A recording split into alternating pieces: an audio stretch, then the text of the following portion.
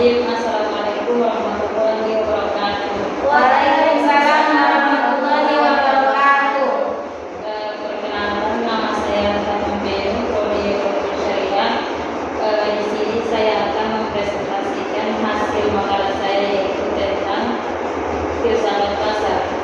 Untuk sebelumnya, saya berterima kasih untuk teman-teman yang sudah berkesempatan hadir.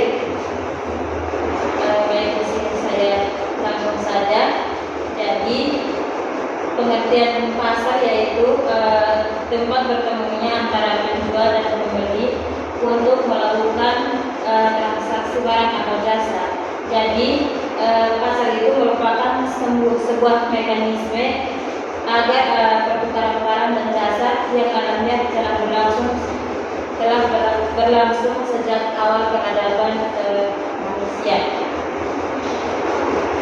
Kemudian menurut ilmu ekonomi didefinisikan sebagai salah satu cabang ilmu sosial yang khusus mempelajari tingkah laku manusia atau golongan masyarakat dalam usahanya, yaitu untuk mereka memenuhi kebutuhan yang relatif tak terbatas dengan alat pemuas kebutuhan, seperti yang dicontohkan yaitu pasar.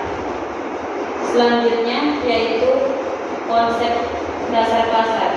Yang pertama, pasar. Jadi pasar itu adalah tempat bertemunya penawaran dan permintaan. Jadi ketika kita di pasar, maka kita bebas untuk melakukan penawaran dan permintaan. Kemudian yang kedua, dalam filsafat, representasi dari kebebasan individu, kemudian pilihan rasional dan keadilan distributif.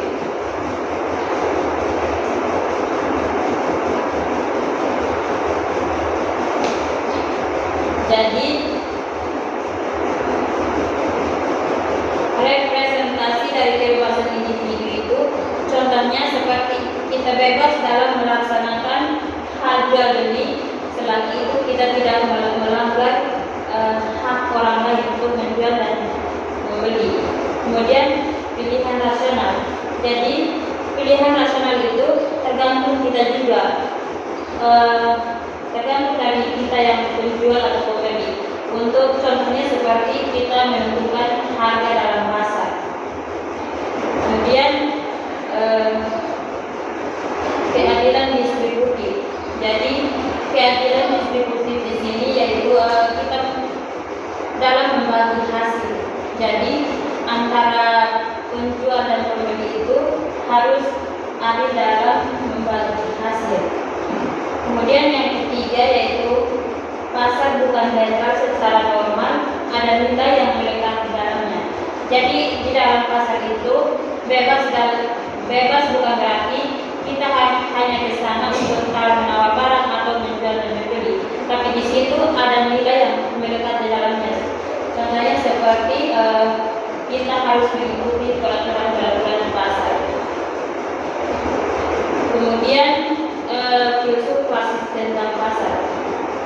Yang pertama, menurut Adam Smith, pasar bebas menghasilkan kesejahteraan umum. Yang kedua yaitu menurut Karl Marx, pasar sebagai alat penindasan dalam kapitalisme, eksploitasi dan tenaga kerja. Kemudian menurut Aristoteles, bedakan antara ekonomi natural dan pragmatis atau pencarian kekayaan tanpa batas. Jadi maksud dari pencarian kekayaan tanpa batas ini contohnya seperti saking kita fokusnya untuk mencari kekayaan, jadi kita tidak membedakan mana yang baik dan mana yang tidak baik. Kemudian kebebasan dan pasar. Jadi kebebasan dan pasar ini, mekanisme pasar merupakan satu-satunya sistem ekonomi yang dapat melestarikan kebebasan individual dalam masyarakat. Terus pasar dan kebebasan. Yang pertama, filsuf liberal mengatakan bahwa pasar adalah wujud kebebasan individu. Jadi di setiap pasar itu bebas dari diri kita, yang penting tidak merugikan orang lain. Terus kemudian yang kedua yaitu ketimpangan informasi dan kekuasaan memperumit asumsi kebebasan. Selanjutnya barang dagangan. Jadi barang dagangan yaitu barang yang diproduksi untuk keperluan pasar atau untuk dijual. Jadi maka dari itu semua barang yang diproduksi disebut barang dagangan. Proses dan tujuan barang dagangan menunjukkan bahwa dagangan selalu atau memiliki dua nilai, yaitu nilai pakaian dan nilai tukar. Nilai pakai dan nilai tukar. Jadi nilai pakai artinya barang itu mempunyai kegunaan untuk memenuhi kebutuhan hidup manusia. Selanjutnya yaitu kebebasan sebagai anarki. Yang pertama,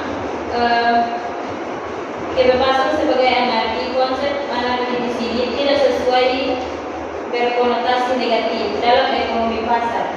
Jadi konsep kebebasan ini dianggap sebagai anarki karena senantiasa dikaitkan dengan perilaku yang anarki, di mana kita tahu bahwa setiap yang kita memiliki masyarakat kapitalis yang mementingkan keuntungan pribadi dalam kegiatan ekonomi.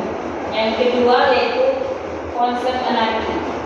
Jadi konsep anarki ini mengacu pada situasi di mana tidak ada mekanisme yang menciptakan keputusan sentral yang otoritatif.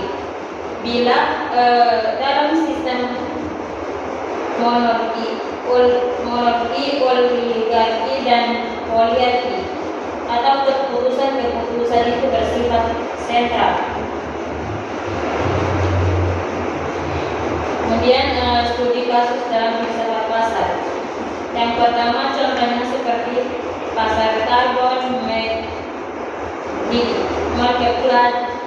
marketplace digital, gig ekonomi. Kemudian yang kedua yaitu analisis etis dan filosofis.